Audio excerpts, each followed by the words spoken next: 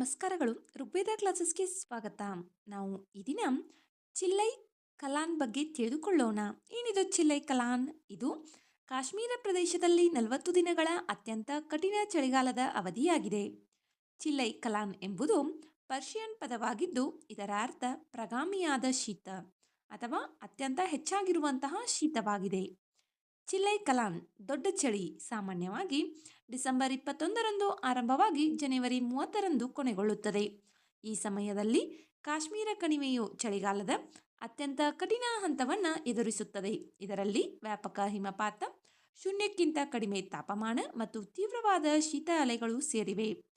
ಚಿಲ್ಲೈ ಕಲಾನ್ ನಂತರ ಚಿಲ್ಲೈ ಕುರ್ದ್ ಸಣ್ಣ ಶೀತ ಜನವರಿ 31ರಿಂದ ಫೆಬ್ರವರಿ 19ರವರೆಗೆ 20 ದಿನಗಳ ಮಧ್ಯಮ ಚಳಿಗಾಲದ ಅವಧಿ ಇರುತ್ತದೆ.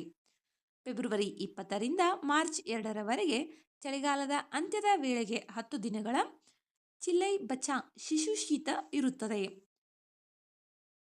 ಚಿಲ್ಲೈ ಕಲಾನ್ನ ಸಾಂಸ್ಕೃತಿಕ ಮಹತ್ವವೇನು? ಪರ್ಷಿಯನ್ ಸಂಪ್ರದಾಯದ ಪ್ರಕಾರ ಡಿಸೆಂಬರ್ 21ರ ರಾತ್ರಿಯನ್ನು ಶಬ್ ಎ ಯಾಲ್ಡಾ ಜನ್ಮರಾತ್ರಿ ಅಥವಾ ಶಬ್ ಎ ಚಿಲ್ಲೈ 40ರ ರಾತ್ರಿ ಎಂದು ಆಚರಿಸಲಾಗುತ್ತದೆ.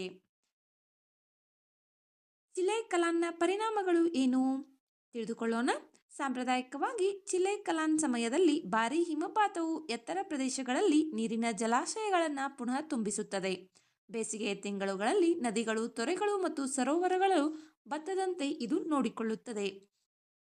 ಚಿಲ್ಲೈ ಕಲಾನ್ ಇದು ಕಾಶ್ಮೀರದಲ್ಲಿ ಇರುವಂತಹ ಅತ್ಯಂತ ಚಳಿಗಾಲದ ಅವಧಿಯಾಗಿದೆ. ಇದರ ಅವಧಿ 40 ದಿನಗಳು. ವಿಡಿಯೋದಲ್ಲಿರುವ ಮಾಹಿತಿ ಎನಿಸಿದರೆ ವಿಡಿಯೋಗೆ ಒಂದು ಲೈಕ್ ಮಾಡಿ. ಮತ್ತಷ್ಟು ಮಾಹಿತಿಗಾಗಿ ನಮ್ಮ ಚಾನಲ್ನಲ್ಲಿರುವ ವಿಡಿಯೋಗಳನ್ನು ವೀಕ್ಷಿಸಿ.